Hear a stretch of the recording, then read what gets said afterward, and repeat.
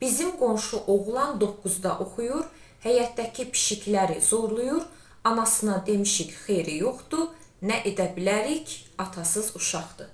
Belə bir dəhşətli mesaj almışam və onu da qeyd edim ki, illər əvvəl Mingəçevirdə bununla bağlı bir xəbər sujeti hazırlamışdı, YouTube'da qarşıma çıxmışdı. Demək, uşaq, oğlan uşağı idi yenə, həyətdəki pişikləri zorluyur və qonşular yığılır, gedir bu uşağın anasının qapısına. Valideynlər qapını döyürlər, ana qapını açmır, amma qapının o tayından cavab verir. Qonşular deyirlər ki, aç qapını, bax, əlimizdə pişik var, oğlun yenə bu pişiyi zorlayıbdır, pişik ölümcül vəziyyətdədir, aç qapını danışaq. Ana qapını açmır, qapının arxasından bu qonşulara deyir ki, çıxın gedin, nə istəyirsiniz edin, əl çəkin məndən və s. Baxın, onu qeyd edim ki, əziz izləyicilər, əgər bir uşaq həyətdəki pişiklərə qarşı bir cinsi təcavüz edirsə, bu sağlam hal deyil. Bu o deməkdir ki, bu uşağın sağlamlıqla bağlı ciddi problemləri var. Və sağlamlıqla bağlı ciddi problemləri olan uşağın bu cür nəzarətsiz qalmağı həmin binada, həmin həyətdə yaşayan balaca uşaqlar üçün də ciddi bir təhlükədir.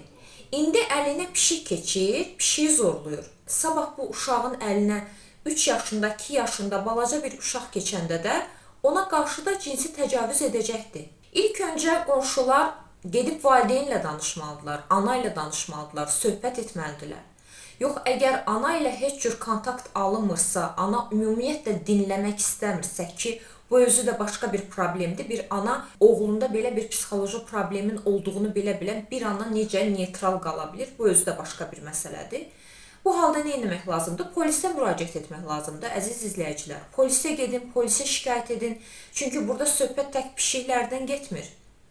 Burada söhbət ciddi psixoloji problemi olan bir uşağın nəzarətsiz qalmağından gedir. Sabah sizin övladlarınız üçün də bu çox ciddi bir təhlükədir. Bu uşaq mütləq tibbi dəstək almalıdır. Bu uşaq bir uşaq psixiatrının yanında olmalıdır, bir müayinədən keçməlidir. Mən bu cür valideynləri anlaya bilmirəm. Bilə-bilə ki, övladında ciddi bir psixoloji problem var. Uşaqlarını yenə də nəzarətsiz qoyurlar. Bəlkə də ana düşünür ki, pişikdir də. Söhbət pişikdən getmir. Birincisi o heyvandır, canlıdır, bu bir. İkincisi də ki, söhbət sənin oğlunun sağlamlığından gedir. Necə buna qarşı laqeyd qala bilər bir valideyn?